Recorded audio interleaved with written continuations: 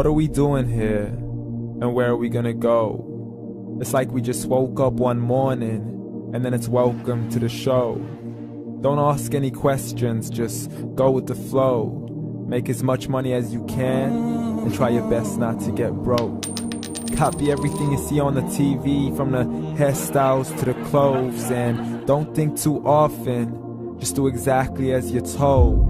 And if you ever get confused, then just turn towards the alcohol. You'll still hear your thoughts, then just turn up the radio as you learn to live a lifestyle of drugs, sex, and rock and roll.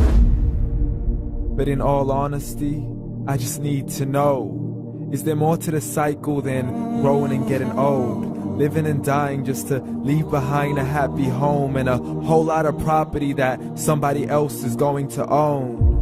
I just really need to know before the casket's closed, 'cause I'm not willing to gamble with my soul, nor am I ready to take any chances. These are just simple life questions, and I'm just searching for some answers.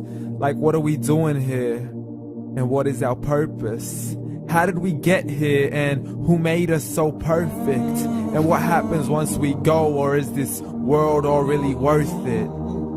Questions we don't answer because apparently we don't really have to. There's no purpose to this life and our existence is merely natural. Then in that case, please let me ask you, did you create yourself, or was it somebody else who had fashioned you? 'Cause you're a being that's impeccable, faultless and unparalleled. You're a product of supreme intelligence, and I'm merely being rational.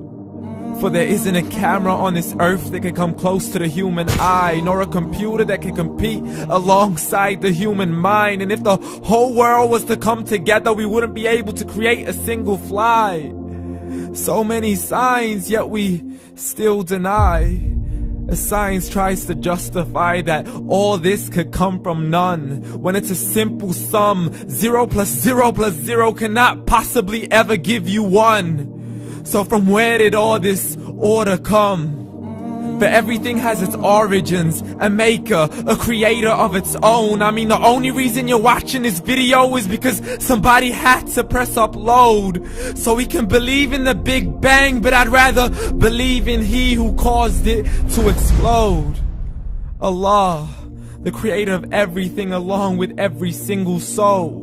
The ever-living, the master, the only one who is in control. Unlike his creation, beyond our imagination. And no, he's not a man, nor does he have any partners in association. He's on his own. And no, he did not ever leave us alone. Just like every manufacturer, he left us with an instruction manual. The Quran and Islam, and I'm sorry to jump to conclusions, but it's the only one possible. The only definition of God is the one and only supreme being. It's logical, a book with 0 contradictions, with miracles that are both scientific and historical, all revealed over 1400 years ago. Like the detailed description of the human embryo. The descriptions of the human embryo in the Quran cannot be based on scientific knowledge in the 7th century. To the mountains as pegs holding firm the earth below, and the 2 seas that don't mix in a complete separate flow. To the planets in orbit, alternating night and day as they stay in flow. The expansion of the universe and the creation of everything from H2O. To the stories of the past and the preservation of Pharaoh. To identifying the lowest point in the land where Persia defeated Rome. The gushing fluid that created man in the glands between the ribs and the backbone. And not a word has changed, it's still the same. So please explain how all this was known over 1400 years ago. To a man who couldn't read or write, as he would recite whatever the angels spoke.